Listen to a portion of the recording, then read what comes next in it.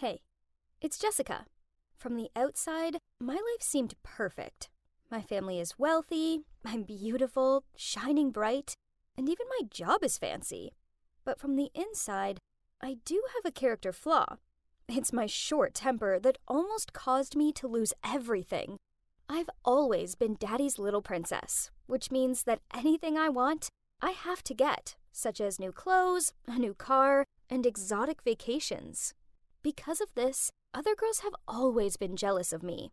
But Kath was different. She realized there's so much more to me than my designer outfits and glossy hair. Kathy's family lived nearby. You see, my dad was friends with Kath's father, who passed away when she was little. But being the nice guy my dad is, he continued to support them.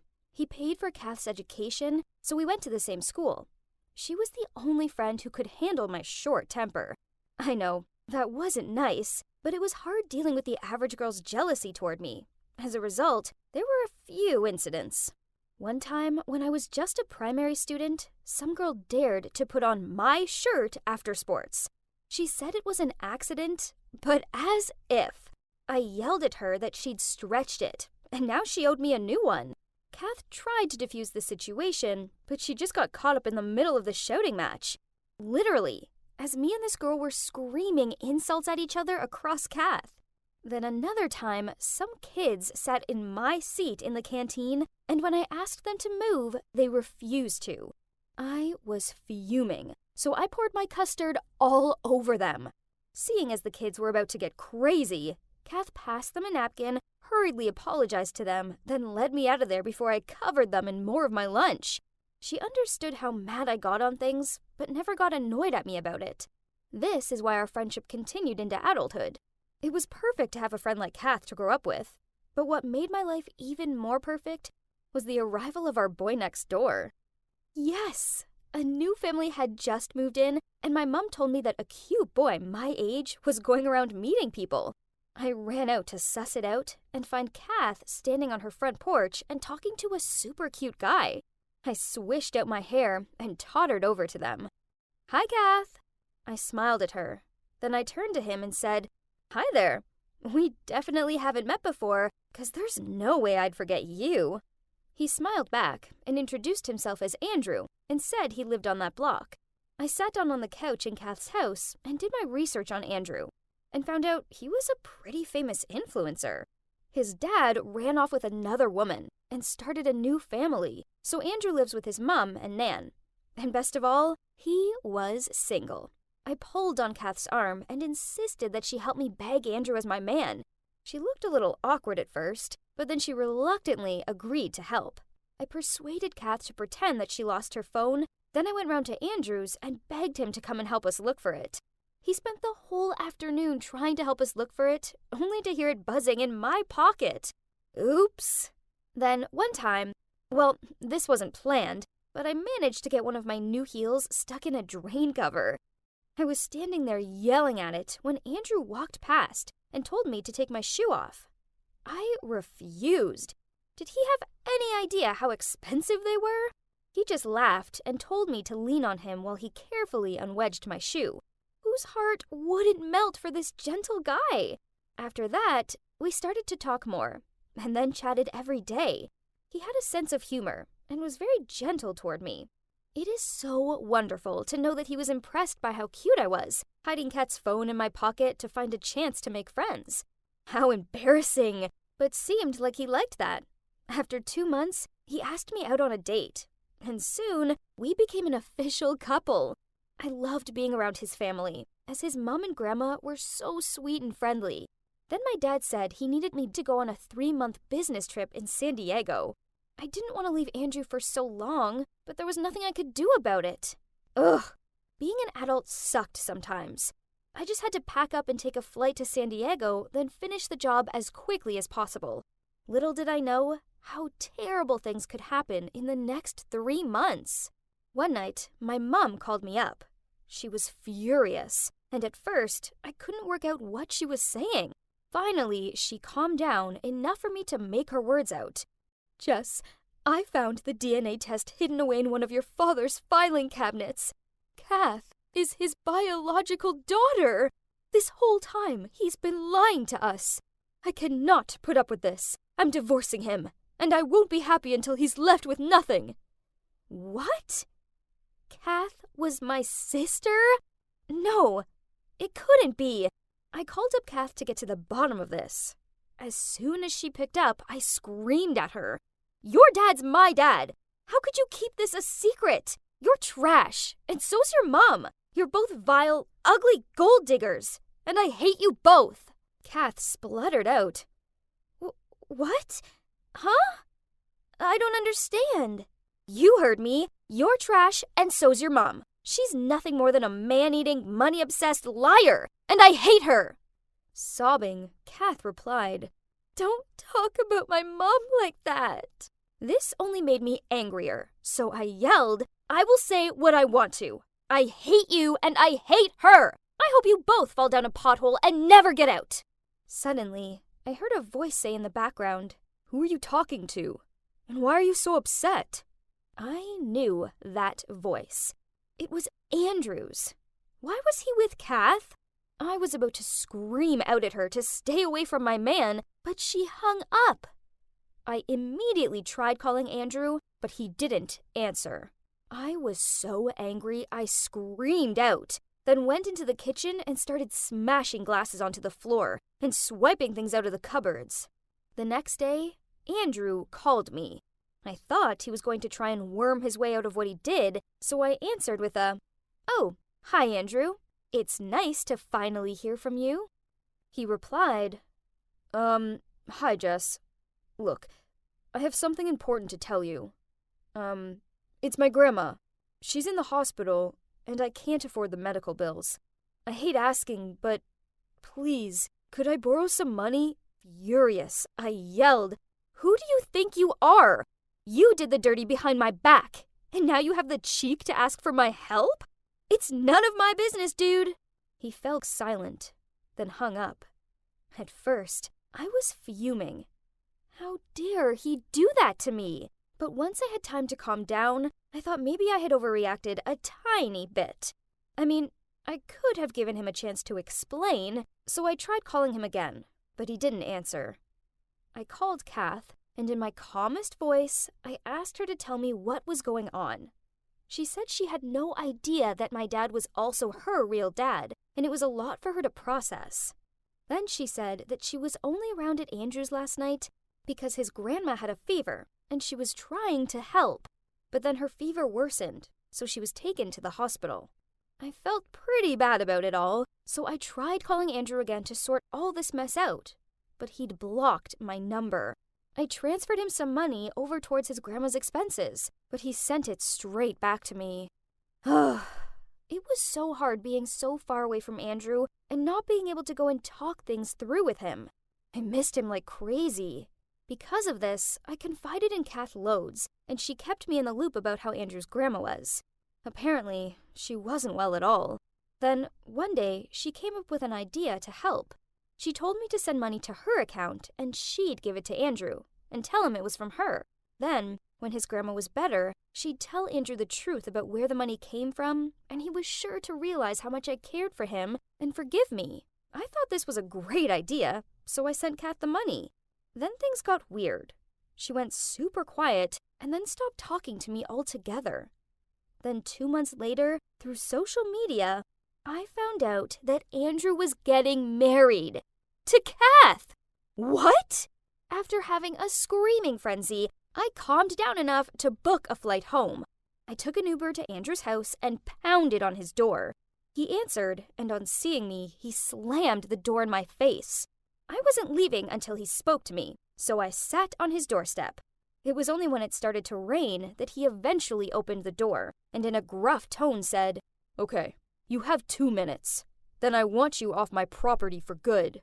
Look, I know you're mad, and I'm sorry, but why are you ignoring me? I tried to make amends for what I did. I sent you the money. I know. I sent it straight back, remember? He grunted. Not that money. The money that Kath gave to you and said was from me. What? That money was from her, not you. You're jealous. You found out I was marrying her, and you're here to ruin our lives. No, I'm not. Please, it was me. I wanted to help. I pleaded, but he tutted, then slammed the door again. I stood there, a soggy mess, and his words sunk in. Kath had lied to Andrew about the money. Why would she do that? Furious, I stormed around to her house and was about to press the buzzer down until she answered when the door opened, and I saw Kath stepping out with Andrew's mom. I jumped out of sight and listened. Andrew's mom was thanking her for all her help and saying how much she couldn't wait for her to be her daughter-in-law. What? As soon as his mom walked off, I jumped out of hiding and confronted Kath. You're a liar! Kath was surprised seeing me, but then she just shrugged and said, whatever, then walked toward her door. He's my man now, not yours, she added, looking back at me. You traitor! I screamed at her as I charged towards her. We got into a fight, and there was a lot of hair pulling. Finally, Kath managed to get through her entrance door and lock me out. She grinned at me through the window, so I shouted at her, Kath, you just wait! You won't get away with this! A few days passed, and their wedding day arrived. It was in some super swanky golf resort. I tried sneaking in through the entrance, but 2 guards stopped me. Ugh! Kath must have pre-warned them about me. So I had to find another way in, which involved climbing through a tiny gap in the hedge.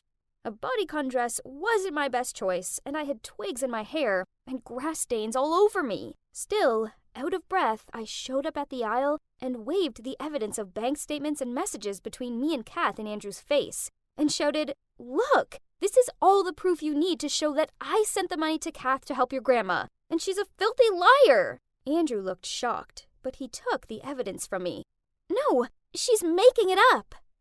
Kath's eyes widened in alarm as she tried to grab the evidence out of Andrew's hands.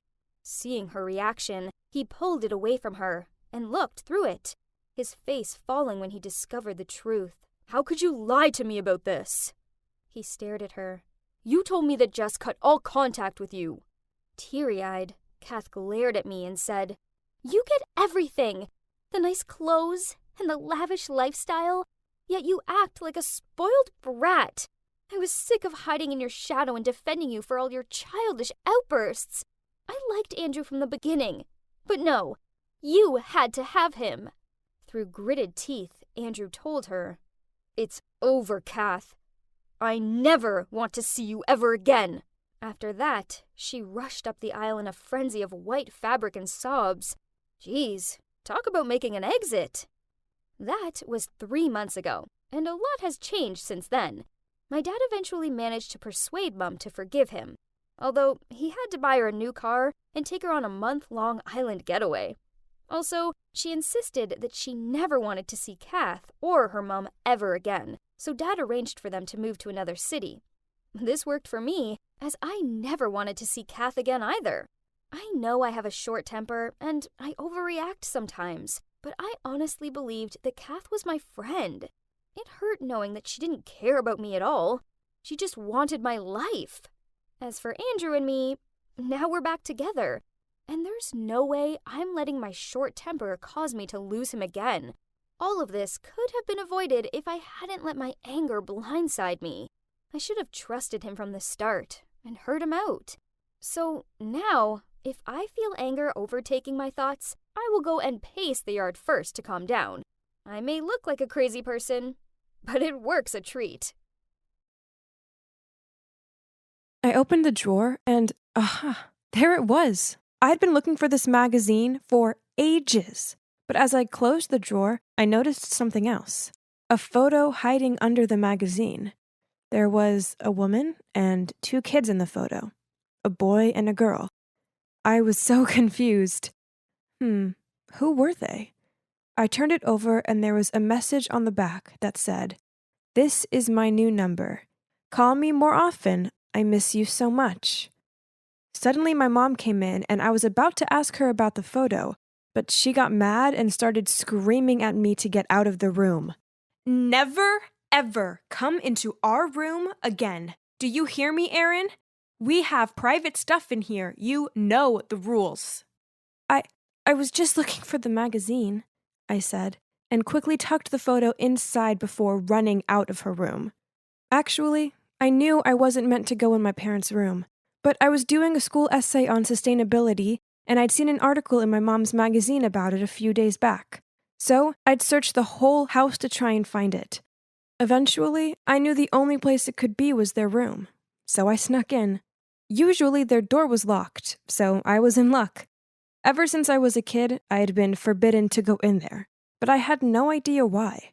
Back in my room, I couldn't stop staring at the photo. Were these my relatives or something? Long-lost cousins? The boy in the pic looked totally like my dad. Oh no. Reading the note behind it again, suddenly I thought this could be another family of my dad. Do you know what I meant? Yes. What if my dad had a secret family? Maybe he'd cheated on my mom and had this whole other secret life. My inner detective was going crazy. There was nothing else for it. I had to get to the bottom of this and find out the truth. I searched online for the phone number and couldn't believe it when a girl the same age as me popped up. I started scrolling through all her photos and suddenly saw one of a young guy holding a baby, and the caption said, "Miss the old days of being daddy's little girl." This was insane! I was certain the young guy in the photo was my dad, and I needed to talk to the girl ASAP. I messaged her and told her we were related. I even sent some photos of me taken with my dad to prove it. I was shaking when I saw her reply pop up. "My dad never mentioned you, not even once." That hurt me so much. I couldn't believe this girl was actually my dad's daughter too. Now, how am I supposed to break this news to Mom? She'd freak out. I couldn't bear the thought of seeing this crush her. So I decided to go clear things up myself first. A few days later, my dad was going on a business trip to Boston. Again. He was always going to Boston. I'd always believed he was just super busy at work, but now I knew the truth as my dad's secret daughter had confirmed she was also from Boston. I mean, of course she was.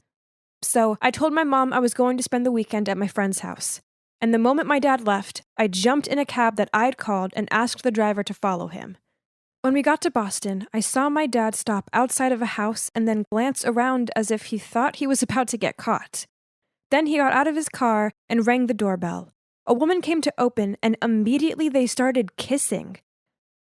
Then a young girl appeared, and, yep, it was exactly the people in the photo. I was shaking so much, I actually dropped the money for the cab.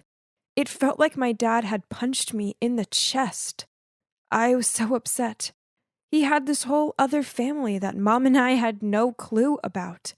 I couldn't stand it anymore. Mom didn't deserve this.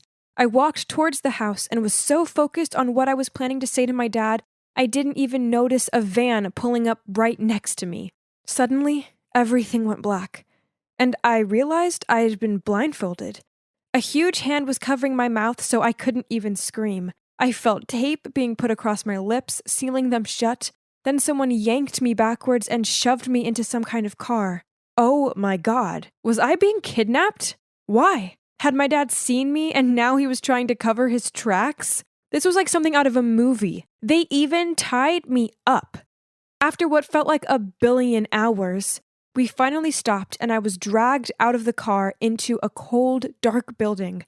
Someone took my blindfold off, but it was so dark inside I couldn't really see anything except a single light bulb above my head. The tape across my mouth was pulled off and I was untied. I wanted to run out of there as fast as possible, but I was terrified. 2 men dressed in black were standing in the room and one of them glared at me and said, "They think they can hide you forever?" "Who are you?" I shouted. "Where am I? If it's money you want, call my dad. Please, just let me go," I said, in what must have been the shakiest voice ever. "Don't worry, we're not going to hurt you. We don't even need money. It's your parents we want. In 3 weeks, they'll be out of prison, and then they'll need to come here to get you back. Then we can really punish you for knowing too many secrets about us." I had no idea what they were talking about. Prison? My parents aren't in prison. You've got the wrong person. One of the men just laughed and said, It's been 12 years, and yet you still don't know about it? Then he walked off, laughing his head off. What? What were they talking about? None of this made any sense. My dad was a businessman, and my mom was a housewife. This was all some big mix-up. It had to be.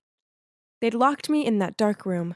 I tried to scream and bang on the door, but no one heard me. Or if they did, they didn't care.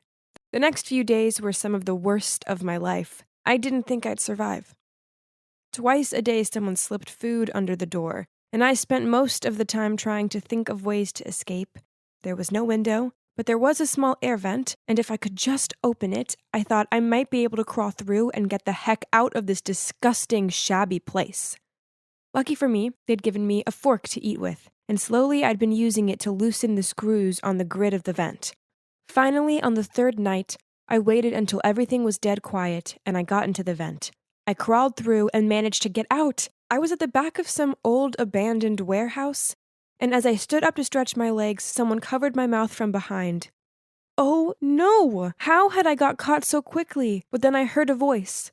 Shh, are you okay? I almost screamed. It was my mom. How did you find me? I asked. But she just grabbed my hand and said, let's get out of here. Then I'll explain. We climbed through a small gap in the fence, and then I saw a black car by the road. I started to panic again, but my mom told me it was for us. And then as we climbed in, she said to the driver, I got her, James. Let's go. It was only then that I finally took a look at my mom and realized what she was wearing. She was in all black and looked like a spy or something. Mom, what's going on? My mom bit her lip and said she couldn't hide it from me anymore. What she told me next was unbelievable. Turns out my parents weren't even my real parents. My biological mom and dad used to be members of this mob, but 12 years ago they'd been given an impossible task and they refused to do it, so their boss said he'd harm me as their punishment. My parents had no choice but to turn themselves in and ask the police for protection for me. In return, they gave the police some confidential info about the mob. Whoa, I was shocked. So, you're not my mom? My real parents are in prison?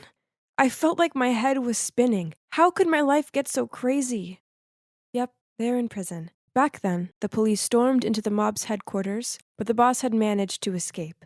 That's why we put you in the protection program, because we knew he'd come search for you. This was too much. I didn't want such a dramatic life. Then I suddenly remembered there was more drama. Mom, I found out Dad was cheating on you, so I followed him here to Boston. Did you follow him too? I mean, how did you find me? This was so weird. My mom didn't look sad at all. She said, actually, he wasn't cheating. That woman and those kids are his family. You see, at the time, he and I were the only two people qualified enough to adopt you. So he actually left his family to fake our family life to protect you. It was all part of the protection program. But he missed his family so much. That's why he went back to see them most weekends. I'm so sorry, Aaron. We didn't expect it to turn out like this. When you didn't come home on Sunday, I used the GPS we set on your phone, and that's how I found you. Okay, my head was spinning even more. Not only were they not my real parents, they weren't even a real couple. This was absolute insanity, and all to protect me? Wow. And as it turns out, it worked out pretty well, because by tracking me, they found the new boss's hideout, and now the police had arrived, and he was finally being arrested. As for me and my family, we had to pretend to be a real family, for now. And actually, it wasn't that hard because I loved them so much, and they'd sacrificed the past 12 years of their life to protect me. I'd be eternally grateful to them, and my biological parents would be out of prison soon, and then I'd be reunited with them. I don't remember anything about them, but they also sacrificed their lives to protect me, so they must be pretty amazing, right? I was swaying to the music with the hottest girl at school in my arms. Everything was perfect when suddenly I saw a flurry of red storming toward me, and then the next thing I knew, I was being slapped across the face. Ugh, it was my ex, Rosie. She was looking at me as if she wanted to snap me in half. Okay, so Rosie and me had only broken up yesterday, but that didn't mean she had the right to go full psycho on me. Hey, so I'm Andrew, and I like to think I'm a pretty smart guy. The problem is, I'm a sucker for hot girls. I tend to be blinded by their beauty. The result being, I don't always make the best decisions around them. but I had no idea what drama my weakness for a pretty girl was about to get me into. So it all began with the end-of-term college party. Me and my friends went heavy on the drinks. So when my friend Brad bet me a burger that I wouldn't go and ask Lisa to dance, well, I didn't hesitate in approaching her. Geez, she's so hot and way out of my league. So I was expecting her to tell me to go away, but instead she smiled and let me lead her over to the dance floor. While we were dancing, she whispered in my ear that she'd always liked me. Then, yup, you guessed it, Rosie, my crazy ex, stormed over and slapped me. I woke up the next morning with a pounding headache. Ugh. What was all that shouting coming from outside my open window? I wrapped my bed cover around me and shuffled my way over there to take a look. Huh. Lisa and Rosie were yelling at each other. He's mine, not yours. Stay away. He wants me, not you. Deal with it. Oh yeah? Well, maybe we should ask Andrew who he prefers. What's the point? As we both know he'll pick me. I was far too hungover for this, so I closed the window and went back to bed. These girls, they wouldn't stop. For the next few days, they bombarded me with messages and waited for me outside my house.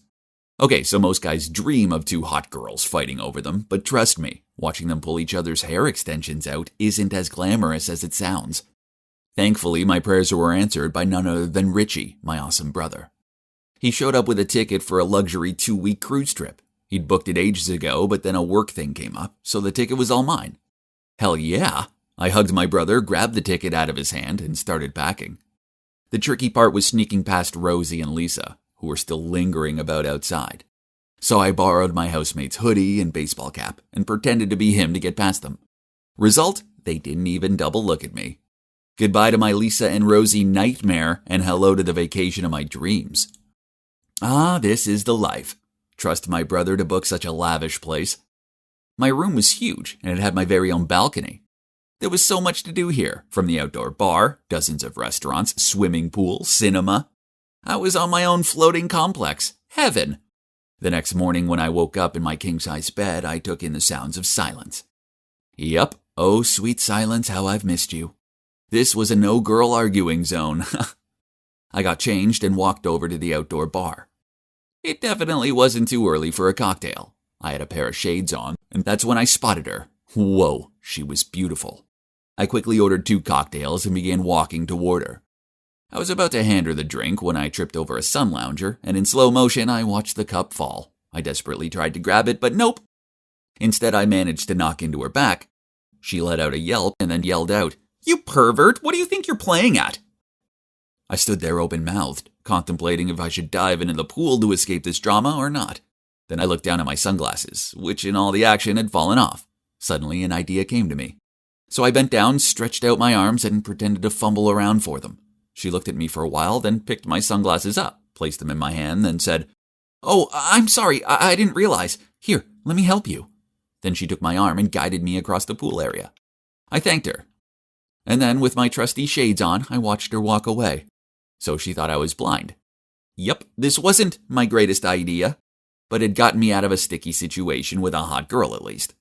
Later that night, I went to the buffet restaurant for dinner. I was stacking my plate when I bumped straight into someone and almost dropped my plate. Ugh, it was that hot girl again. I quickly put my shades on, then deliberately turned the wrong way and loudly said, "Oh, I'm sorry." She put her hand on my shoulder and guided me so I was facing her, then said, "Yeah, it's me, the girl from the pool. And it's okay, I should have been looking where I was going. Do you need any help?" I quickly cut her off. "No thanks, it's okay." Then I lifted my plate up to my nose and sniffed it. These prawns sure smell good. She raised an eyebrow at my food-smelling talent, so I carried on pretending to sniff the food as I put it on my plate. And you know what? She wouldn't quit staring at me. Eventually, she walked off. Phew, what a narrow escape. Afterward, I went to the top deck bar to chill out, with yet another cocktail. Then who should walk over but, yup, you guessed it, the hot girl. I immediately looked away from her, but what's this? She walked over to me and sat down opposite me. "Hey, do you remember me?" she asked. Seeing my chance to flirt with her, I replied, "Oh yes, how could I forget someone as beautiful as you are?" "Huh? How do you know that I'm beautiful?" Damn it, I needed to think before I spoke. "Ah, well, it's your voice. A sweet voice like yours can only belong to a beautiful girl." Crisis averted. As after that we started chatting, and oh boy, she's a sweetheart. Do you know that she's an activist for an organization that works hard to guarantee the rights of baby girls born in Africa? I know, amazing. The evening came to an end and she said, "Oh, my name's Bella, by the way." I replied, "Bella, a name as beautiful as your soul. Mine's Andrew." She gave me a nervous giggle. "Well, Andrew, it's getting late, so I suppose I better get back to my cabin." I didn't want the night to ever end, so I blurted out, "Whoa, Bella, look at the sky. Isn't it so stunning?" She glared at me and then replied, "How would you know that?" Oops, of course, I was meant to be blind. I can feel it from the breeze." She gave me a quizzing look, then said, "Right. Well, good night. How about we meet at the arcade tomorrow, let's say 10 a.m.? I excitedly agreed, then she left. Another close escape. I really needed to be more careful. Bella, Bella, Bella. I couldn't stop thinking of her. The next day, I'm such a kid when it comes to arcades, I can't help it. My inner child comes out and, ooh, a car racing game. Nope, I was pretending to be blind. So I awkwardly lingered in the foyer and waited for Bella to show up. When she did, she took my arm and guided me through the arcade. She described all the different games machines to me, which I thought was really sweet. Then she led me over to the plushie grabber machine and squealed excitedly, "Hoo-hoo, I loved these as a kid." Soon I was fumbling about to slot my money in, adamant I was going to win her a plushie. But wait, I was meant to be blind. So I touched the controls, then closed my eyes. Her laughter said it all. Massive fail. It was all going to be okay until Bella had to use the restroom and instructed me to stay put and wait for her by a shooting game machine, which just so happened to be my all-time favorite arcade game. I rushed over to it as soon as she was out of sight, grabbed a gun, and shot 5 cannons in a row. Then I jumped up and down and whooped in the air. I turned around and saw Bella frowning at me. Oh boy, busted. I tried to explain, but she just shook her head and said, "How could you? You're a coward, a pervert, and a liar." Then she ran off. I felt terrible. I tried searching the ship for her, but I couldn't find her anywhere. Feeling bummed out, I ordered a cocktail, then went for a walk across the deck. Suddenly, I heard shouting coming from below me. Huh? What was that? I peered down and saw a man and a woman trying to drag a little girl into one of the safety rafts. Hang on, they weren't alone. Bella was there too. She was trying to pull the little girl away from them. Without even thinking, I dropped my drink and ran over to them. I charged towards the woman and knocked her so hard she almost fell into the sea. The man reached out to steady her, which gave Bella a chance to pick up the kid. Then she grabbed my arm and pulled me away. After that, the bad guys jumped into the raft and sailed away. We returned the girl to her parents. It turns out Bella was on her way to her cabin when she saw a couple in tears as they couldn't find their daughter. So she went looking for her and walked in on the kidnapping. After that, Bella forgave me. Well, I did save the day and all. And we spent the rest of the trip together. Then on our last day, I got down on one knee and asked her to be my girlfriend. And she said yes. I took her back home with me, and as we walked over to my house, Lisa and Rosie ran towards me and started arguing with each other about who I liked more. Oh shoot, I'd forgotten about them. Reading the situation, Bella approached them. "Thank God you're here. I assume one of you is his girlfriend, right? There was an accident, and Andrew's blind now, and he really needs someone by his side 24/7. Hearing that, I quickly coordinated with her by waving my arms wildly about. "So, which one is your girlfriend, Andy?" It's Lisa," Rosie quickly chimed in. "No, he's all yours. We only hung out once." Ha, what suckers. I watched them run away. Then Bella and I burst out laughing. After that, I held my arm out to her and let her guide me home, for old time's sake. Lying to her about being blind was a jerky thing to do, but I only did it in the first place because being around beautiful girls makes me so nervous I do dumb stuff. It's just lucky that Bella forgave me, because I think this dumbass may have found his dream girl.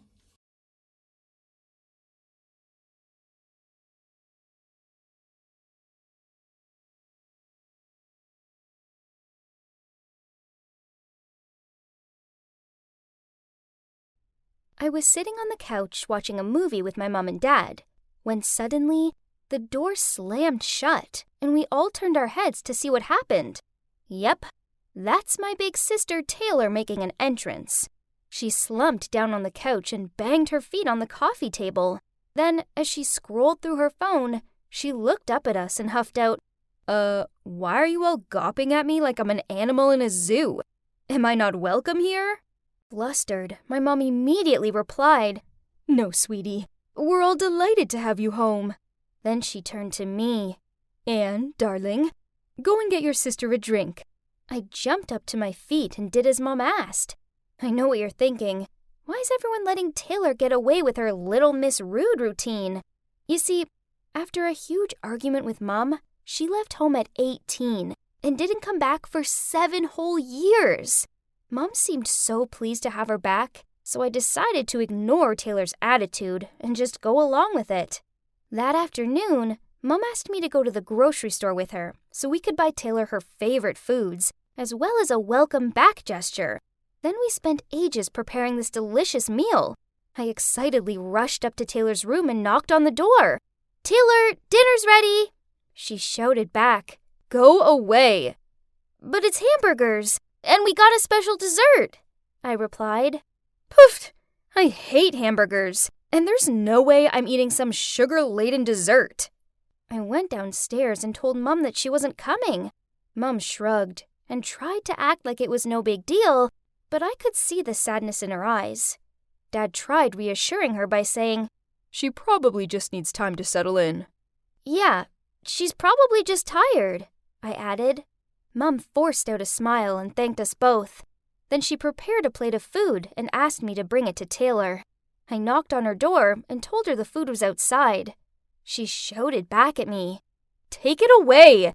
I don't want it!" I left it outside of her room, but later on when Mom went up to bed, she saw the untouched plate of food still there. She picked it up and she took it downstairs and made out like it was no big deal. She wasn't fooling me. I could tell that she was biting on her gum to stop the tears. When I was little, I idolized my feisty, beautiful older sister. I loved how she wore clashing colors, the cool ways in which she styled her hair, and her carefree nature. The problem was that she didn't seem to like me. All she ever did was call me a brat, slam her bedroom door in my face, and tell me to stay away from her. 7 years on, and I thought things would be different. She wasn't a teenager anymore. She was an adult. But nope, it seemed clear that Taylor hated me even more than ever. I don't know why. Didn't she view me as a proper sister because we had different dads? You see, my dad isn't her dad, as her dad left when she was a little girl. Then Mom met my dad and had me. I don't know. I just couldn't figure out why she still disliked me so much. As the weeks went on, Taylor didn't seem to settle in at all. Instead, her behavior worsened. She played loud music until the early hours of the morning. She covered the house in her clothes, plates, cups, etc. She was the messiest person ever, and never cleaned up after herself. One time, I came downstairs to see her sitting at the dinner table, munching on the sandwiches I'd made for school. Then, when I politely told her this, she snorted and said, "They're gross anyway, so I'm doing you a favor." Then she took Mom's car without asking her, and that meant she had to get the bus to work and ended up late. When Mom talked to her about it, Taylor just smirked, threw the keys at her, said, "You're out of gas," then walked off. Mom tried to keep calm and distracted herself by tidying up. So I tried hugging her, but she shrugged me off and told me to go away. It felt like Taylor could get away with everything, while I was the one getting snapped at for nothing. Still, Taylor must have been through a lot, right? Maybe she just needed some time to reconnect with Mom again. Then peace would be restored to our household. Just when I thought things couldn't get any worse, they did. I was reading in the living room when I heard voices coming from outside. I went to check it out and saw Mom and Dad talking to our new neighbor. They sure looked friendly. Then Taylor appeared and grinning said, "Making friends with the neighbor, are you, Mom?" Mom flustered out, "Taylor, this is Bill, my old classmate and our new neighbor. Isn't it a small world?" "So, you're Mom's age?" "Whoa, you don't look like it." "Hang on, didn't you say you had a crush on some Bill?" "I see why. It's just a shame you rushed into remarrying, isn't it?" Mom and Bill gave awkward looks, while Dad was gritting his teeth. Uh-oh, he didn't look happy. "Lovely to see you, Bill," Mom muttered out before she pulled Dad and Taylor inside. Behind closed doors, she frowned at Taylor, but she just shrugged and left. This must have been playing on Dad's mind, as that evening I overheard him question Mom. "Why did you never mention this Bill before?" "Honey, It was just a slight crush when I was a teenager. You know how it is." "Yeah, sure." Dad scratched his head. Now I was stuck in the middle of all this tension, and it was all down to Taylor stirring the pot again. Then a couple of days later, Dad came home from work and immediately started freaking out. "The bank called. Apparently I spent an obscene amount of money in a watch store. Was it you?" Mom shook her head. I didn't know anything either. Then Taylor piped in. "Speaking of buying stuff, we do need to get something for Bill's birthday. I mean, he did invite all of us, so it'd be rude not to." Uh-oh. I know Mom hadn't got round to telling Dad that Bill had invited the whole family to his party yet. Dad gave Mom a skeptical look and snarled, "Oh, I see. You used my money to buy your high school sweetheart an expensive watch?" "Listen to yourself! You're being ridiculous! I'm not going to stand around and listen to you accuse me like this." Then Mom stormed off. I really wanted to tell them how this morning I'd seen Taylor lingering in their room, looking suspicious. But how could I bring this up when the atmosphere was so intense?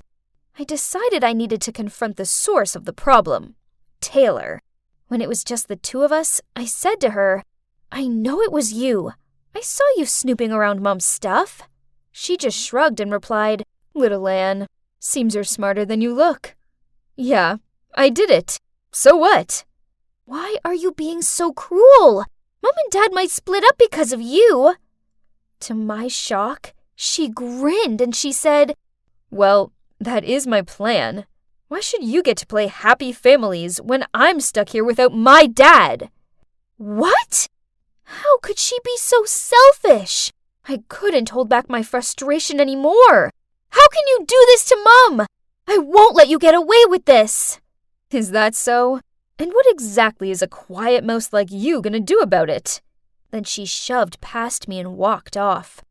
I know I needed to tell Mom, but this meant breaking her heart. I was going to do it. I just needed to find a gentle way of telling her that her beloved daughter got a buzz out of ruining her life. But then, before I had a chance to figure this out, something terrible happened. The next day, I arrived home from school to find Mom and Dad in the kitchen. Dad had his arms folded and a stern look on his face, and Mom was in tears as she sadly peered down at some papers on the table in front of her. Divorce forms. What happened?" "Anne, you have to believe me. I didn't cheat on your father." Then Dad interrupted her. "Stop lying. I can see it with my own eyes." Then he slammed a stack of photos onto the table. In the photos, Mom was kissing Bill in a cafe. Huh? This didn't make any sense. "I don't understand. I didn't meet Bill yesterday. I met my friend Sandra." But Dad just got even more furious. Then he pulled his suitcase towards the door. "Stop lying. I can see what happened clear as day. I can't trust you anymore." Then he left. Mom cried harder after that. I didn't know what to say or react. I wanted to believe Mom, but those photos told me differently. Suddenly, the door opened and Taylor strolled in, looked at Mom crying her heart out, and gave a delighted smirk, then went upstairs. That's right, Taylor! She must have something to do with this. So I kept an eye on her. As I passed her room, I heard her on the phone. And without a second thought, I went to find Mom and dragged her upstairs. "Anyway, I owe you this time, dude. Yeah, those photos did the job." "Yeah, thanks.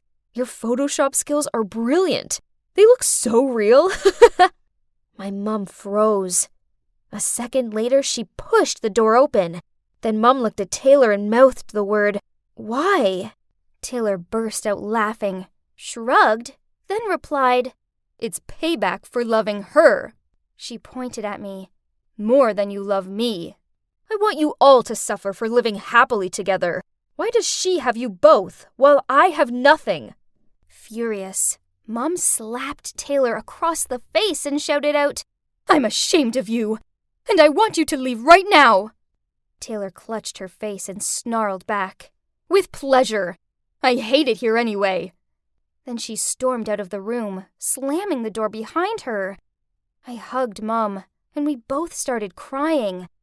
My happy family had been destroyed, and all because my sister was jealous and thought Mom loved me more. It was all so crazy. Then, later that evening, Mom received a call from the hospital. Mom's face dropped when she told me that Taylor had been in a car crash. We rushed to the hospital, and the doctor told us Taylor needed emergency surgery. But as she'd lost lots of blood, she needed a blood donation. The problem is that she had a rare blood type, but luckily, Mom had the same. So without any hesitation, Mom told the doctor to take as much blood as Taylor needed just to save her. After the blood donation, Mom didn't recover as fast as expected. Instead, she turned weak and needed medical care. So now, Taylor was in the surgery room, and Mom was in the intensive care unit. This was terrifying. What if I lost them both? I called Dad and spilled out everything that had happened to him, and he immediately rushed to the hospital. The wait was agonizing, but when the doctor came and told me they were both going to be okay, and I could go and see Taylor, I cried with happiness. Seeing her lying there bruised and afraid, I saw a vulnerable side to her that I hadn't seen before. So I took her hand and told her what Mom did for her. She looked embarrassed and turned away from me and muttered out how sorry she was for everything. After that, I visited them both every day. Dad came to the hospital too to check they were okay, but he waited outside of Mom's room as he knew she was still mad at him. Finally, Mom came home. Then a week later, Taylor was also discharged. We went to pick her up, and even though Mom and her didn't talk, I could feel the warmth between them. That night, we were having a cozy dinner. Taylor coughed to clear her voice, then said, "Guys, I want to say something. I know I've been a total brat, and I'm sorry. Mom, I thought you didn't love me because I was a reminder of your previous life, and I was ruining your new, happy family vibes. But now I realize how sacred the mother-daughter bond is. You never left me out. I left myself out. And Anne, I'm sorry I haven't been the big sis I should have been for you. I was jealous of you, but I was wrong to be that way. I hope you can both forgive me." Dad also apologized to Mom for misunderstanding her. We were all blubbering, and then we all hugged each other. We didn't need to say anything. Our actions were enough. We were family, and we loved each other. Families aren't always straightforward, but family is family, through the good times and the bad. And they're always worth fighting for, regardless of how out-of-this-world annoying they can be at times. Trust me, I know all about it.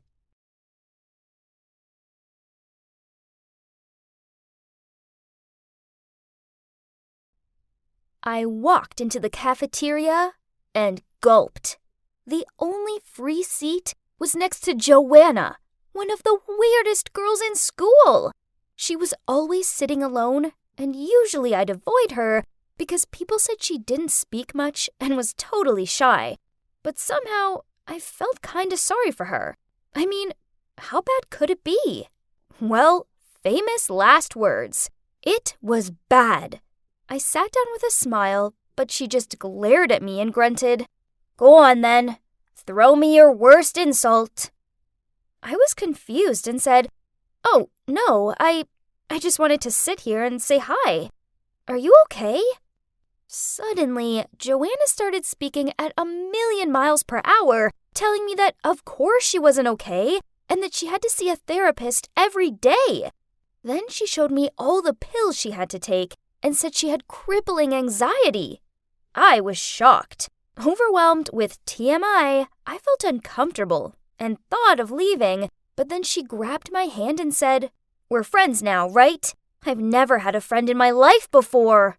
You're the first person I've really been able to open up to. Not even my parents know how hard it is for me." Whoa, I couldn't leave her now.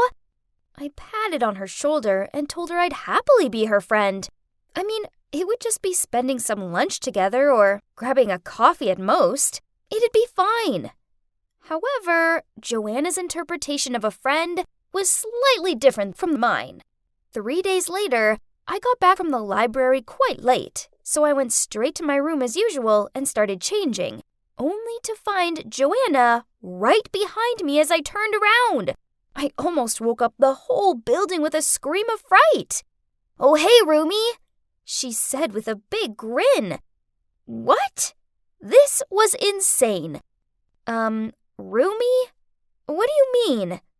But she just laughed and said she'd felt very lonely in her dorm on her own, and seeing as I had a double room, she'd asked the dorm supervisor if she could move in with me. I guess it wasn't so bad. I mean, I got lonely too sometimes. So that night, we stayed up super late chatting. And to be honest, it was actually nice to have a roomie. We became quite close, and a few nights later, we were having a movie night. Joanna turned to me and said, "Carrie, there's something I need to tell you." Oh no, surely there wasn't any more disturbing things left. How did this girl cope? But then she started blushing and said, "I have a crush on someone. His name is Mitch." Oh gosh, I knew exactly who she was talking about. "Joanna, he's bad news. He's a total womanizer. You're way too good for him." At least, that's what I said, but what I meant was that he was only into popular girls. He'd never go for a girl like Joanna. Joanna didn't take it well. "You're jealous, aren't you? I bet you have a crush on him too." "Well, I confessed, so he's mine." Huh, you're welcome to him. I never fancy someone like Mitch. I'm not that kind of girl. Joanna then said she'd prove to me that she could win him over. I felt annoyed at her and just went back to watching the movie. For a second there, it felt like my life had way more drama than ever before, and I started regretting ever sitting at her table that day. Little did I know, it was just the beginning. A week later, I was hit in the face by a huge surprise. Joanna and Mitch started dating. I was lying there listening to music when I heard voices outside the door. I opened it, and there was Mitch walking off. He turned back to blow Joanna a kiss, and then you should have seen the smug expression on her face. "Told ya," she said, laughing. Wow, cocky. But okay, I was happy for her. She was a woman of her word. But I was worried she'd get hurt. I didn't have time to tell her this, though, because pretty soon she was with him 24/7. He even came over to our dorm, and I was sick of listening to them kissing. They were disgustingly lovey-dovey all the time, and it quickly became exhausting. On Valentine's Day, he sent 100 balloons to our dorm, and I couldn't even get through the door. Could he be any more over the top? It wasn't even that romantic. But Joanna was smitten. It was painful to watch. But not as painful as seeing Mitch walking along the street holding some other girl's hand. I froze. This couldn't be. I quickly texted Joanna asking her how things were going between her and Mitch. She replied immediately saying, "All good, why?" So I told her what I'd seen, but I got no reply. I rushed back to her dorm and asked her why she was ignoring me and if she was okay. But she just started shouting at me, saying I was trying to ruin her relationship because I was jealous. Clearly, she didn't believe me. I told her I was telling the truth, but she just got up and left, slamming the door behind her. Things got really awkward after that. She ignored me in the dorm, ignored me in class, and wouldn't reply to any of my texts. And she still brought Mitch back to our room and kissed him in front of me. Eventually, I couldn't take it anymore and asked her to move out. But I didn't expect what would happen next. Joanna lost it. She started shouting, "What's your problem? For the first time in my life, I'm happy and someone loves me. And there you are, trying to ruin this for me. And now you want to kick me out? It's not my fault you're single, Carrie. Maybe if you stopped being so jealous for a second, someone would like you back." I couldn't believe her. I wanted to scream. She was the worst. And the next morning, it got even worse. I was sitting with some friends before class started when suddenly Joanna walked in and burst into tears. People ran over to her and asked if she was okay, and that's when my blood ran cold. She started saying how I'd been bad-mouthing her boyfriend, and now I wanted to kick her out of our dorm. And then I heard my voice. I looked over, and she had her phone out and was playing a recording of our argument. Of course, she'd edited it to make me sound like the bad guy. Even my friends looked shocked, and Joanna told them all how I was a two-faced, good-for-nothing kind of girl and that I loved to gossip about everyone behind their backs. I tried to explain to everyone that Joanna was lying and that she was just angry, but everyone looked at me in shock. It was like they believed her. I was stunned. The next day, I noticed Joanna showing my friends some photos on her phone. They were screenshots of texts from me, but she'd edited them to create a total monster out of me. One time, Joanna had messaged me laughing about how my friend Valerie had the worst hairstyle ever, and I joked that she must have cut it by herself. And there was the message where Joanna talked about how Mitch said his ex, Anna, who was also our class president, must have been flirting with the economics teacher to get good grades. And I said, has Anna sunk that low? Not only having an affair with a married man, but basically committing academic fraud? I don't think she would do that, though.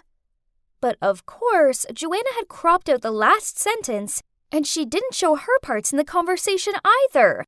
By that way, I looked like the worst friend ever. I tried to tell them what Joanna was doing, but they were too hurt to believe me. But that's not all. You see, Joanna had sent these messages to the whole school. For the rest of the day, people were coming up to me and telling me I was nothing but a mean girl. And then at lunch, I went to sit in my usual spot with my friends, and suddenly they all jumped up and left me there alone. I could hear everyone whispering about me. And then the most popular girl, Amy, came over to me and said I was a disappointment to this college, and I didn't even deserve to be here. I couldn't hold back my tears, so I rushed back to my dorm. But standing there with her arms folded, blocking the door, was the dorm supervisor. She said that she'd received reports about my behavior and that I had 1 week to move out of the dorm. I didn't understand. What had I done? Apparently, people had told her I wanted to get her fired. And then I remembered Joanna saying those exact words and asked me how she could report to the manager. So I'd sent her a text explaining how to report her. Oh my gosh, she'd even used that against me? This was too much. I went to find Joanna. I was furious. She was ruining my life. When I got to class, I planned to show everyone our full chat conversations, unedited. But I didn't get the chance because Joanna was sobbing hysterically, and everyone was comforting her. She was saying how living with me was torture, and that she had to take medication to deal with me. Enough! How dare you! I screamed. Why are you doing this to me? What did I ever do to you? Joanna, of course, started crying even louder, and everyone stared at me like they wanted to kill me. I walked out of there feeling completely empty. I'd lost my friends, my dorm, my reputation, and every last bit of dignity, all because of that snake. I still didn't know what I'd done wrong. The more I tried to understand it, the more everyone defended Joanna. It was useless. No one listened to me. Eventually, I ignored them all, moved out of the dorm, and acted like Joanna didn't exist. Fortunately, I made some new friends that loved and trusted me and never twisted my words. As for gossiping about me that everyone else still did, I learned to block it out. And then about 4 months later, I got an email from Joanna. I was shocked. She said, "Carrie, I'm sorry. You were right all along. Mitch was cheating on me, and I should have listened to you. Please forgive me. I'm begging you. I'll do anything to make it up to you. I'll confess to everyone. Please, let's just be friends again. I miss you." Ha! Not in a million years. I deleted the email right away. There was nothing that she could do to ever make it up to me. She'd ruined my life, and I was done with that toxicity. Good riddance.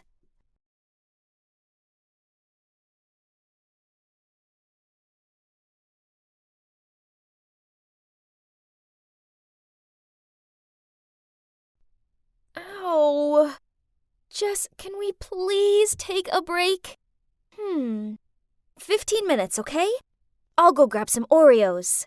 Our favorite! Ugh, I hate chemistry, and it doesn't like me either. The only thing I know is that cafe has 2 chemical elements in it, calcium and iron. My parents are freaking out that I'll fail it. I don't know why. I mean, it's not like I want to be a scientist or anything. Anyway, they asked Jessie to tutor me. Currently, my grade's still lingering around the F mark, but there's no way I'm finding a new tutor. Why, you ask? Well, because Jess and I are the perfect match. We're both addicted to online shopping and love to read about the latest scandals to hit social media, and that quickly turned us into best friends. And this is my ABCDEFGH boyfriend, Bryce, which means attractive, brilliant, cute, darling, elegant, funny, gorgeous, and hot. I love him. So you're probably wondering how I met such an awesome college boy? Well, it's all thanks to Jess, really.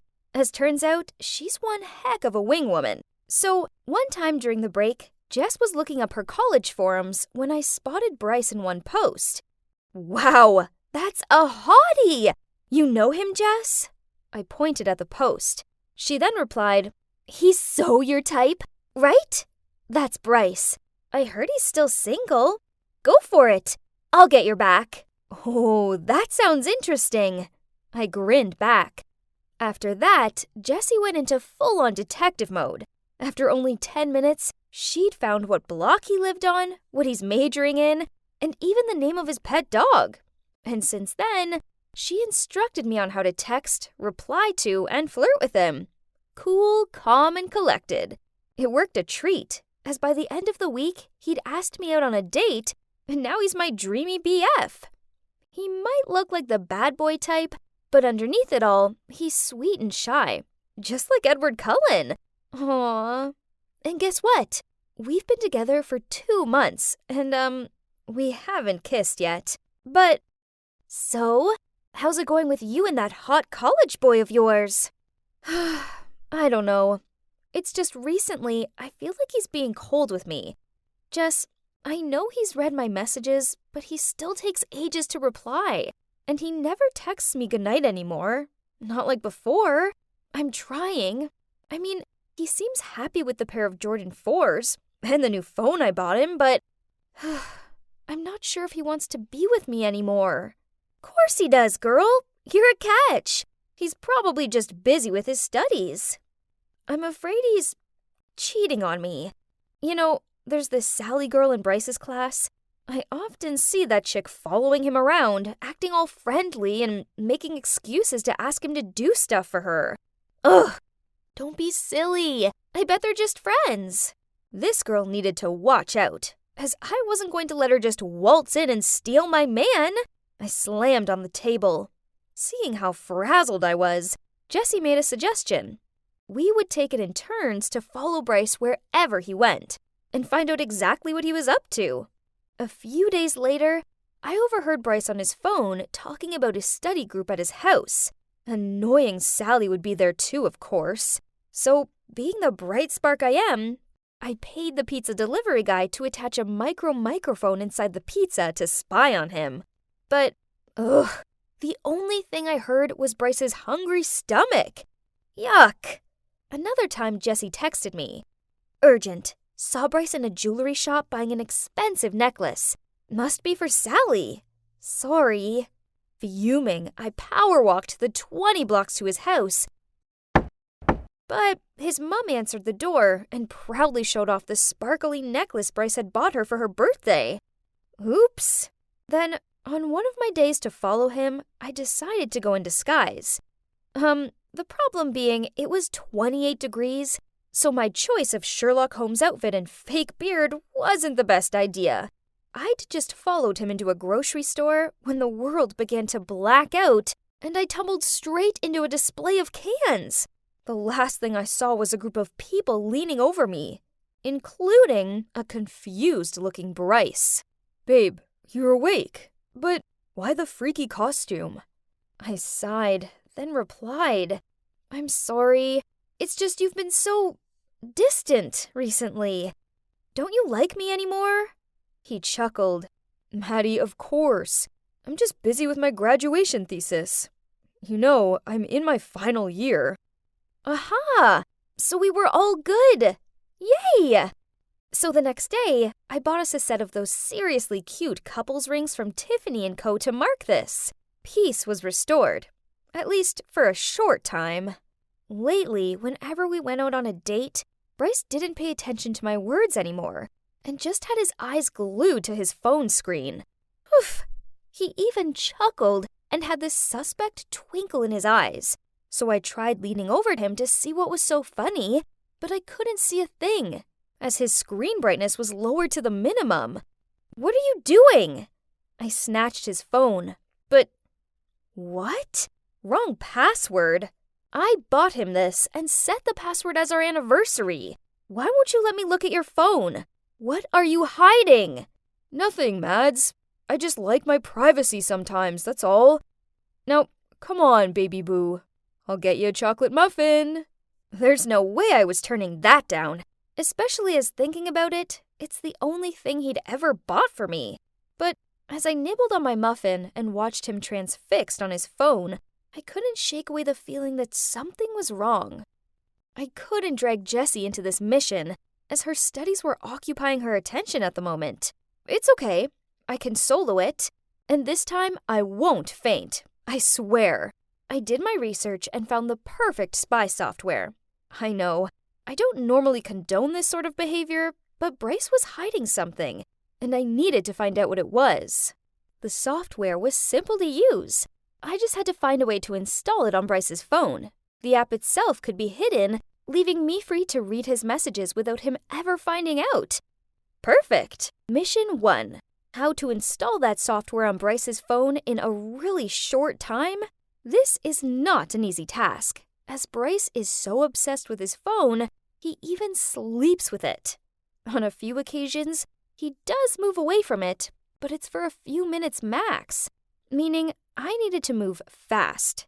It took me a whole day of practicing to beat the 3-minute mark. I tried it over and over on 4 different phones and at different times of the day to make sure it'd work under any circumstance. By the end of it, I couldn't bend my fingers. Ouch! Mission 1 done. Successfully trained even under time pressure. Mission number 2, detect his passcode. I didn't know what his dumb passcode was, only that it certainly wasn't our anniversary. We went to the cafe and, as usual, he was stuck on his phone.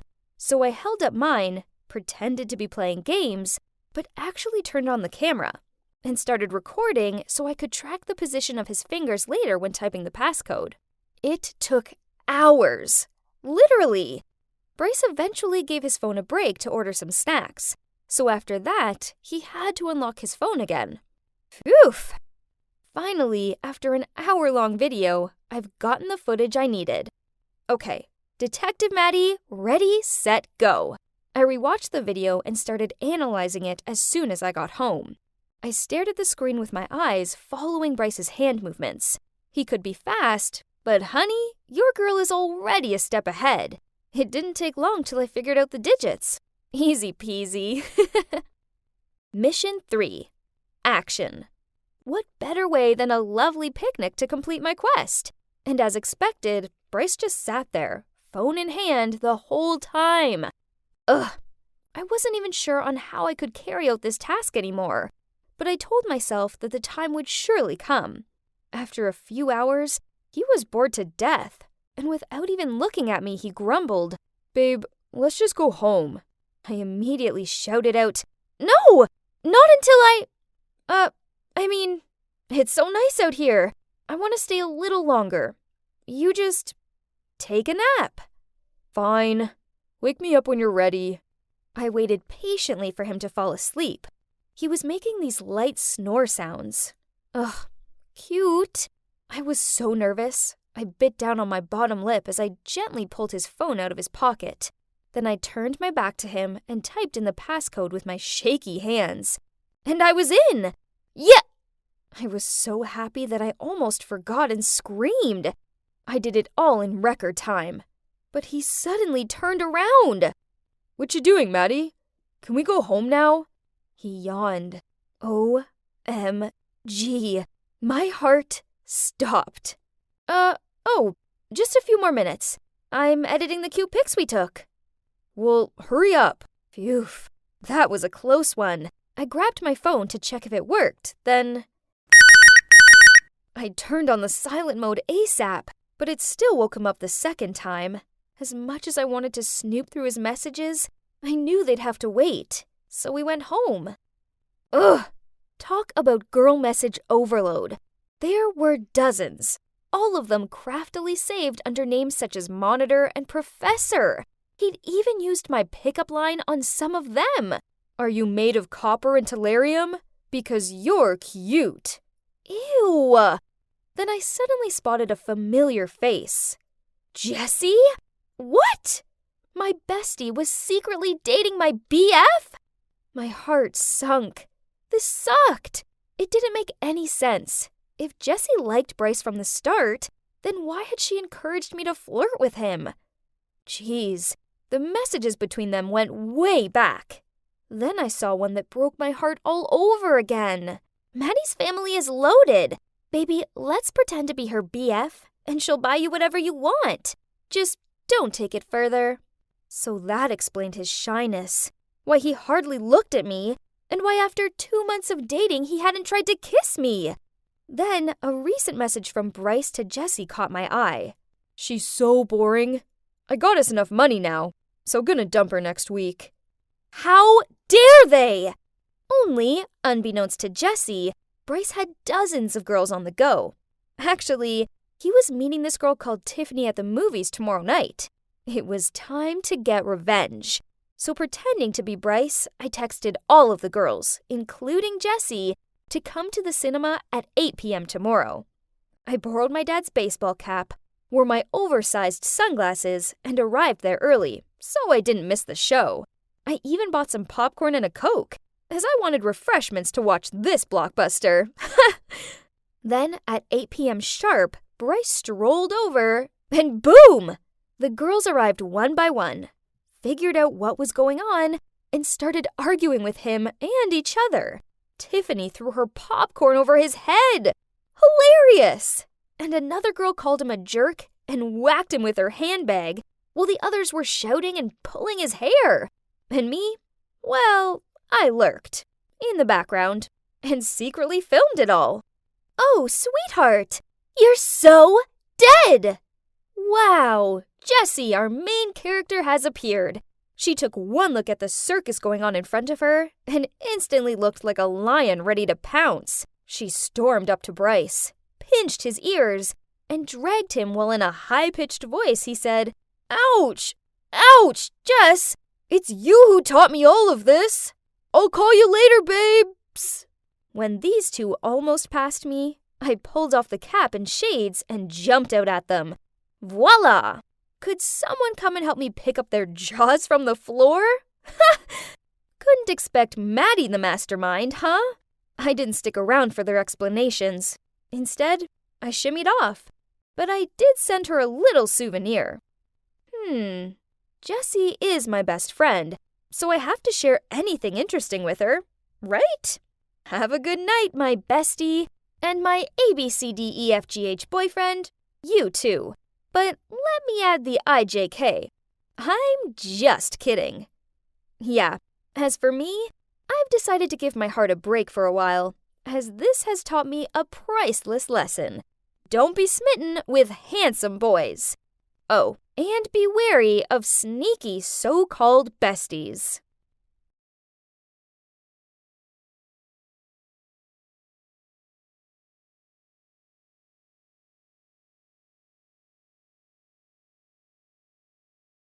I'm so excited as it's my graduation ceremony tomorrow. Eek! And today I'm on my way to the airport to pick my mom up. I can't wait to see her, but, well, it's complicated. I grew up in Philly, but I've been studying here in Toronto for the last 3 years. I'm so grateful to God for letting me be a girl because, girls' lives are way more colorful than boys' lives are. Clothes, makeup, shoes, you name it. For girls, it's just so much more fun. I understand I'm probably confusing you. Well, up until the age of 18, I lived life as a boy. Kai. Actually, Kai's my legal name. I grew up with toy trucks, dinosaur wallpaper, and a rocket-shaped playhouse. Then, at 2 years old, Mom moved into a villa out in the countryside. It was just us and our old maid Rita.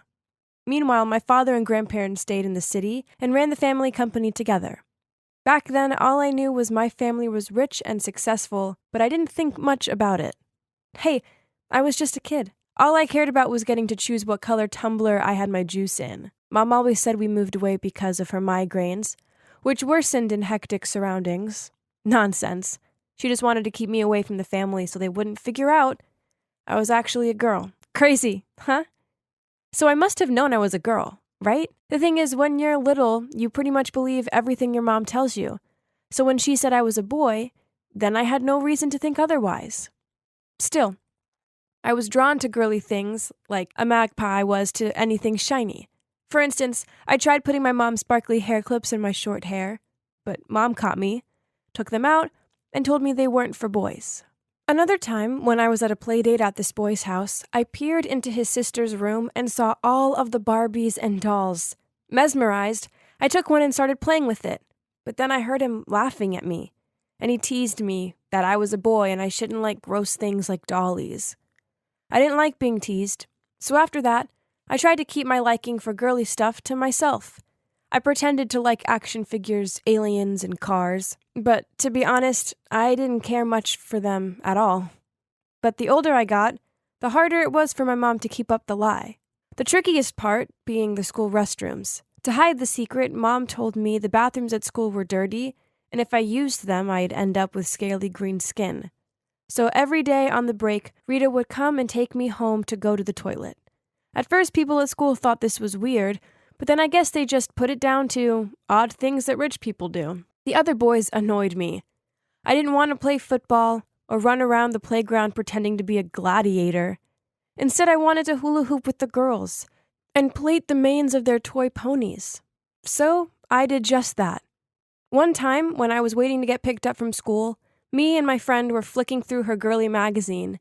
Then suddenly, Mom stormed up to me and dragged me out of the girl zone. Then on the ride home, in a serious voice, she said, "Kai, boys have to play with boys.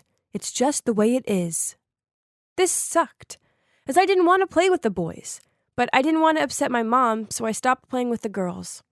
From then onward, I mostly just sat by myself and read fairy tales about princesses and mermaids, which I disguised in the covers of boys' books. My mom must have realized how I felt, so she didn't want to risk me being around other girls, which is why at 11, she insisted I went to an all-boys school. That sucked, as I had never really gotten along with other boys, if not to say that I hated them. But then, during lunch on my first day at the new school, this boy called Kevin sat down next to me and passed me half of his candy bar. We became best friends after that, and even built a den together in the nearby woods. Hanging out with him were my happiest days, as in those moments I just felt free. Then one day during a biology class, the teacher passed us sheets with diagrams of boys' bodies. My body didn't look like that. Was there something wrong with me? Confused, I decided to confide in Kevin about this. He was also a boy, so he could help me, right? I held up the sheet and whispered to him, my body is different to this. Before Kevin even had a chance to answer, one of the other boys shouted out, "Kai's different from us, let's go check it out." Then, to my horror, some of them lifted me and started carrying me toward the bathroom. I was screaming at the top of my voice. Luckily, the teacher ran out into the hallway after me and demanded the boys put me down at once. My mom rushed to school ASAP to take me home as she received a call from my teacher about the incident. She tried cheering me up with ice cream, but it didn't work. I was so upset and confused. Mom, why am I different from other boys? She gave a wounded look, sighed, then in a quiet voice said, Before I tell you the truth, I need you to understand that I love you, Kai, and everything I do is to protect you. She hugged me close to her, then continued, I was so desperate for a child, but after years of trying, it felt like it wasn't meant to be. Then I found out that your dad cheated on me with another woman, and she was pregnant with a boy. I stared at Mom with wide eyes, patiently waiting to hear what came next, because so far, nothing made sense. This was hard to bear, but just when I thought my heart would break, well, I fell pregnant with you. You have to understand, your father and grandparents have very old-fashioned mindsets on the company and having a male heir to inherit it. So, even though his mistress ended up having a baby girl, and your father agreed to fund them both only if they moved to Miami, I knew you'd never be respected in your father's eyes, not as a girl. That mistress of his would make sure their daughter came back and got everything over you. I just couldn't let that happen. So I lied to everyone that you were a boy. I know you're probably angry with me, and I don't blame you. But you can't tell your father the truth. You can't tell anyone the truth. Wow. So, I was a girl? Now everything started to fall into place. This explained a lot. But of course I was furious. I'd been forced to live a lie just to please my mom. It took a few days before I began to calm down and be more understanding. I guess things must have been really hard for her too. Also, I was kind of relieved I was actually a girl, as deep down I'd always felt a desire to wear pretty dresses and play with dolls. I told Mom this and said I loved being a girl, so she made a compromise with me. I'd continue living as Kai until I was 18, and then I would go and study abroad, as the girl I'd always dreamed of being. After that, I moved schools to keep up the secret. It sucked that I didn't get a chance to say goodbye to Kevin, but I was relieved to go to a co-ed school again. Mom said I could hang out with the other girls as long as I kept the secret. Then, when I started high school, things became more complicated. Firstly, my voice was naturally soft, so I had to put on this gruff voice, which would leave me with a sore throat by the end of the day. So I just became one of those kids who didn't say much. I had to spend ages each morning wrapping a bandage around my chest to flatten it, and then I hid beneath baggy t-shirts and sweaters. I also had to do this boy walk. Then there was the bathroom. I swear everyone thought I had bladder problems, as I was the kid who always asked to go to the bathroom mid-class to avoid the other boys. At least there's one good thing out of this was that I didn't have to deal with sweaty PE, as Mom had told the principal that I had a health problem, so I could stay out of these risky activities, especially swimming lessons. But the struggles would never stop. I often looked at the girls with their glossy lips and in their cute vest tops with envy. Oh, how I longed to be able to be who I wanted to be. Finally, high school finished, and true to her word, Mom sent me off to a college in Canada. She sorted all of the paperwork out for me. There, I changed my name to Leanna, and I started my new, exciting life as a girl. I love long, shiny mermaid hair, so I started wearing a wig. I watched so many YouTube videos on how to apply makeup, painted my nails, wore pretty outfits, and tried walking in heels. Okay, all of these things would take some practice, but it still felt amazing.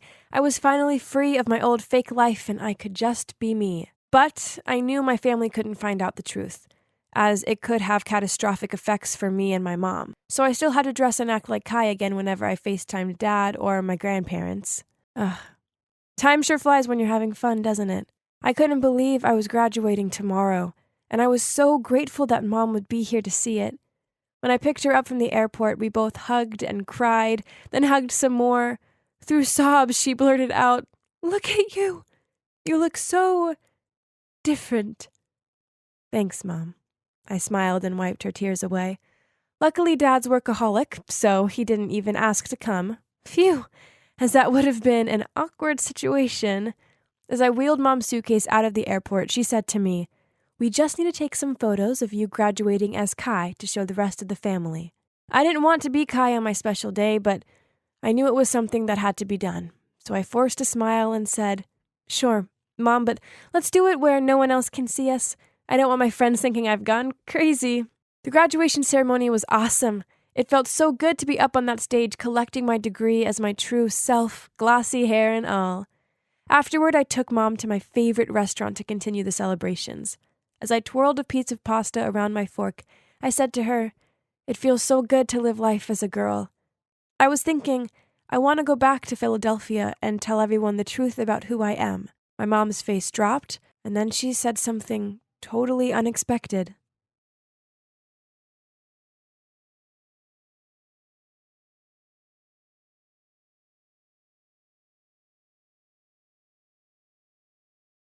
Really? You're from Korea? No way. You sound just like a native speaker. Richard jumped up in surprise as I told him I came from South Korea. "Yeah, I'm 100% Korean," I answered him, giggling. I had spent hours every day practicing my English. Guess it has paid off. But that was 6 years ago already. I'm Jenny, by the way, and I'm Korean. At the time I was 21, I joined an online English speaking club, where I first met Richard, who never in a million years did I think I'd fall in love with. But that's exactly what happened. Ever since that very first class, we started talking every day, and the sparks between us were undeniable. He always mentioned how he wished I could be in the Czech Republic with him, and I found myself daydreaming about our future wedding. Okay, so I was getting ahead of myself, but he was just so amazing. After a month of talking nonstop, I realized I was probably going to fail college if I didn't start setting my priorities straight. But all I could think about was him. And whenever we weren't chatting, I was stalking him on social media. And every time I saw him tagged with another girl, I got so jealous. This couldn't be healthy. I mean, I hadn't even met him in real life. But still, we continued to fall for each other. And he even introduced me to his two best friends, Anastasia and Pavel, via video chat. But not as blossoming as my love life. I was failing miserably at college. I'd always been the one who laughed at my lovesick friends, and now I was no better than them. This wasn't right. Something had to change. So even though it was killing me inside to do this, one night before sitting down on my desk to work on my assignment, I just picked up my phone and blocked his WhatsApp, deactivated my Facebook, and all without letting him know. Yep, I full-on ghosted him. It was such a hard decision, because that night, instead of getting anything done for the assignment, I found myself lying in bed with a tear-soaked pillow. It hurt so much. But I had to think about my future. My parents would kill me if I didn't get a good job. I couldn't let them down. Anyway, Pavel messaged me a few days later saying Richard had gone totally crazy and he'd never seen him this upset before. He barely ate anything and would drink all day. He's not much different from a zombie now. But I stayed unfazed. Bet he'd be okay, though. He was young and handsome, and girls were always after him. He'd get over me soon. And I'd get over him, right? If only it were that easy. I missed him every single day. Even though we'd been thousands of miles apart, he somehow always made me feel so safe, like he was right there next to me. What had I done? I'd ruined everything. Ugh! Instead of wasting time overthinking, it'd be better to put all my energy into my studies for now, right? And it worked. When graduation came around, I was the top student in my class and even got accepted on an exchange program in Australia. Without even thinking, I texted Richard to tell him the good news. I apologized for disappearing on him and said it had messed with my mind because I hadn't expected to fall for him so hard. I had just needed some time to finish my studies, but now I was ready to reconnect again. Well, he'd seen my messages, but there was no reply. It felt like someone had punched me in the heart. Hours later, he finally replied and said, "Sorry, Jenny. I'll get in touch soon. Now isn't the best time." I couldn't believe the words I was reading. I could actually hear the sound of my heart shattering, but it served me right. I was the one who'd gotten rid of him. He deserved better. But still, I stalked him every day online, and then I realized the only way to solve this would be to fly to the Czech Republic and find him. First, though, I had my exchange program in Australia. I bought a new phone and got a new number for the trip to leave my old one in Korea for my uncle who was always complaining about his outdated phone. Those 3 months in Australia were awesome, and I got my mind off things for a little. I was ready to start fresh when I got back from the trip, until my uncle told me that someone had texted me on my old phone, but because he didn't know English, he didn't know if it was for me or not. I immediately checked it, and there was a message from Richard that said, "Jenny, I'm so sorry for my last message. I miss you so much. Your smile, your eyes, your voice. I hope you can give me another chance. Love, Richard. OMG! Months had passed since he'd sent it, and the worst part of all is that my uncle had read the message, and so it said seen. This was a disaster. Okay, but I had to focus on the positive. He missed me. Maybe it wasn't too late. I tried to call him, but he didn't answer, so I texted him and explained what had happened. He finally replied and said he thought I'd given up on him. I'd never give up on him. We then had a proper phone call. I am still thinking about you all the time. Why didn't you send me a Facebook message? The words tumbled out of my mouth in a rush, as if I was afraid I would lose contact with him again in any sec. Suddenly, he went all quiet, and then he told me he'd recently met someone, and that he hoped I'd understand and still want to be friends. I felt devastated. Why was it so hard for us? But in the end, there was no other choice for me. I just wished him well and hung up. All I could do now was move on. It was time to find someone else to date. Clearly, Richard and I weren't meant to be. My heart hurt, but I found a job and threw myself into it, giving it all my attention. Eventually, I got promoted, and after 5 years, I was able to help my parents pay off their debt. I even moved up to a management position. Of course, during this time, I dated a bit, but I couldn't make any of the relationships last. I just missed Richard all the time. I kept dreaming of us spending Christmas together. It was so frustrating. I mean, it had been 5 years, and we hadn't spoken at all. Why couldn't I just get over him? I occasionally went on his Facebook page, but all I could see was his profile pic that remained the same for years. I'd unfriended Anastasia and Pavel, too, so I couldn't stalk them either. For all I knew, he could be someone's husband now. Maybe even a dad. And yet still, I never gave up hope that maybe we'd meet in real life, our paths would cross, and we'd finally get to be together. I couldn't stop thinking about this. And then 3 weeks before Christmas, I got a new following request on Instagram. I couldn't believe it. It was Pavel. And he was now married to Anastasia. This made me so happy. And he told me they were going on their honeymoon to Korea and hoped to see me. OMG, this was so exciting. I desperately wanted to ask him about Richard, but I was terrified to hear that he had kids or something. Anastasia messaged me too, and asked how I was doing. I told her I was still single because I worked all the time. Hey, there was no way I could tell her it was because I was still obsessed with Richard. Anyway, the week flew by, and finally I was at the airport awaiting to meet Pavel and Anastasia in real life. They both looked so sweet, and I gave them the biggest hugs. After hugging them, I noted someone standing behind them. OMG. Was that Richard? What was he doing there? I was so stunned I couldn't move. It was really him. Pavel broke the silence by saying, We brought Richard along for you, Jenny. Feel free to hit him, bite him, kick him, or whatever you want to do if you think he deserves it. Out of complete shock, I just burst into tears. It had been 6 long years of total silence, and now here he was, looking at me. I asked myself, could I hug him? But I didn't even get a chance to answer my thought because he ran towards me and picked me up in his arms, squeezing me tightly. Then he whispered in my ear, I'm so sorry, Jenny. Please don't cry. I'm here. I won't leave you. I promise. Could I trust him, though? I was still in shock as I drove them to their hotel, and then again later when I drove to take them out for some Korean food. I was nervous about hanging out with them all, but we seriously had the best night eating, drinking, and laughing. The next day, Pavel and Anastasia would start their honeymoon. So maybe then Richard and I would have some time alone together to talk about whatever was left between us. After dropping them back at their hotel, I was driving away when suddenly I saw Richard running back towards me. He said he wanted to tell me something, so I pulled over and we sat down on a bench to talk. I listened as he told me that over the past 6 years he tried to date other girls, but it never worked out because I was always in the back of his mind. He said he'd spend most of his time working so he could save up to visit me or buy me a ticket so I could come and visit him. It had taken him longer than he'd hoped because his parents had got divorced and he'd been looking after his mom who was super depressed. A few months later, she was diagnosed with cancer, and so he'd had to work even harder to help her pay for treatment. After 3 long years of fighting, she sadly passed away. And ever since then, he'd been feeling so lonely and sad. One day, he asked Pavel to contact me somehow, and when he found out I was still single, he was over the moon and decided it was finally time to come to Korea and see me. He said seeing me in real life had made him fall even more in love with me, which he hadn't thought was even possible.